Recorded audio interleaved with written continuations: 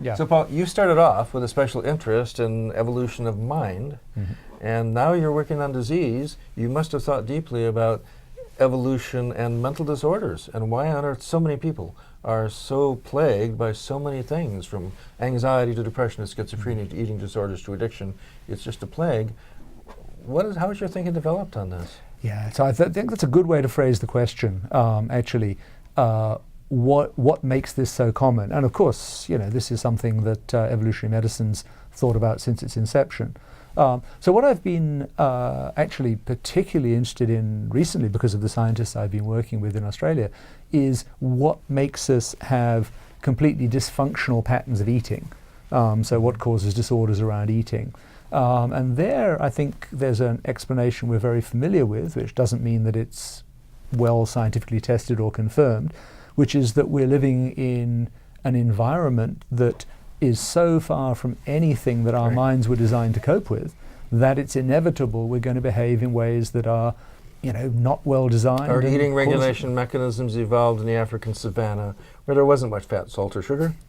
And boy, it's different now. And what's really interesting is the detail pattern of evolution. So if you look, for example, at what body mass index will cause you to get diabetes, you can see the signature of societies that have had a long history of agriculture and a high starch diet have a completely different pattern of susceptibility to. If you take somebody from a hunter-gatherer society that's really only been exposed to a high starch diet for perhaps in the modern colonial period, you'll see that their genetics and their physiology is significantly different. They're more vulnerable because they're genetically not exposed to starches before. Yeah, you could say that some human populations in areas where agriculture goes back a couple of thousand years have basically had to adapt to a really unhealthy diet. So I understand that there are some populations that have multiple copies of an enzyme called amylase in their saliva.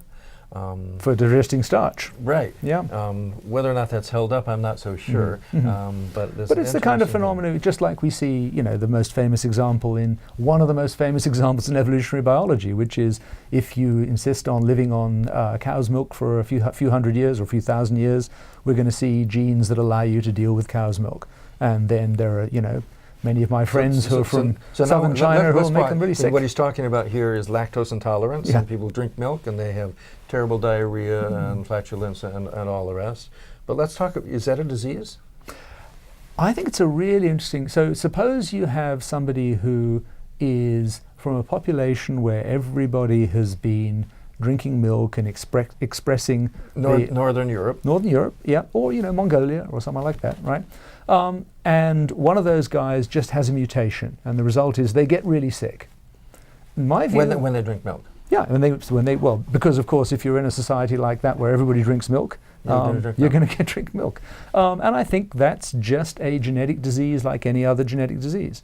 But when we go to East Asia, most people are going to get symptoms. Yeah, and so what I would say is if you're from a human population who, and again, I think what we call things is not as important as understanding the biology. I think we both agree on that. Just say that again, that's so important. Yeah, what we call things is not as important as understanding the biology. That doesn't sound like your usual philosopher to me.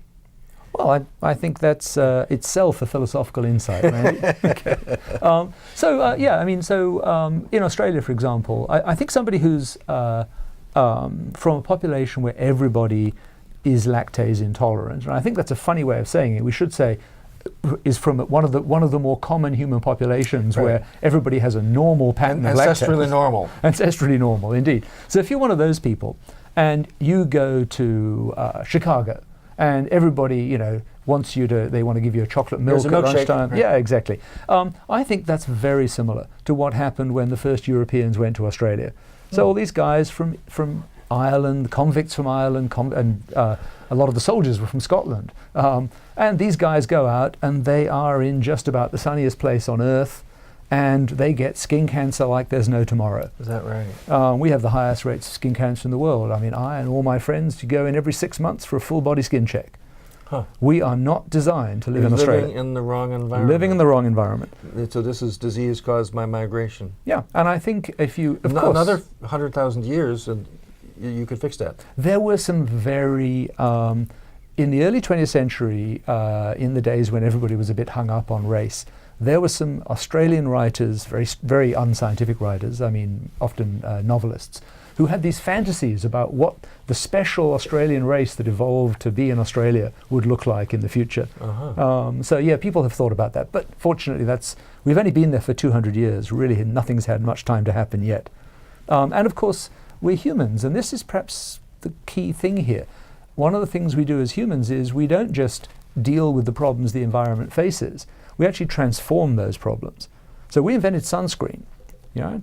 We pass a law saying that, you know, it's child abuse for a school not to make the kids wear their hats. Really? Well, not a law, but it is understood that that would be abusive behavior, that you're simply not allowed to let the kids out in the playground. If you go to an Australian elementary school, it's kind of cute. Everybody's wearing a big hat.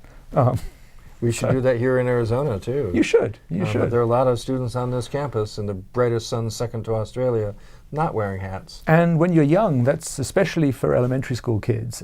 It's, you know, really early on because you've got way more cell divisions to go, and that's really important.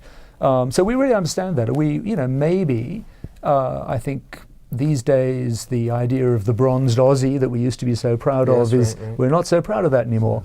That's passing. So maybe we'll actually eliminate that evolutionary selection pressure through cultural change. I mean, if you didn't have sunscreen or hats, skin would get darker over just a few 100 generations, easy. Yep. Skin cancer is nasty. I mean, it kills a lot of people in Australia even now. Does it? People, especially older people, who nobody thought about this back in the 50s and 60s. And so that's the real population that's got these bad rates. Australia is a dangerous place to live. If you're Irish or Scots, definitely. Okay. Good.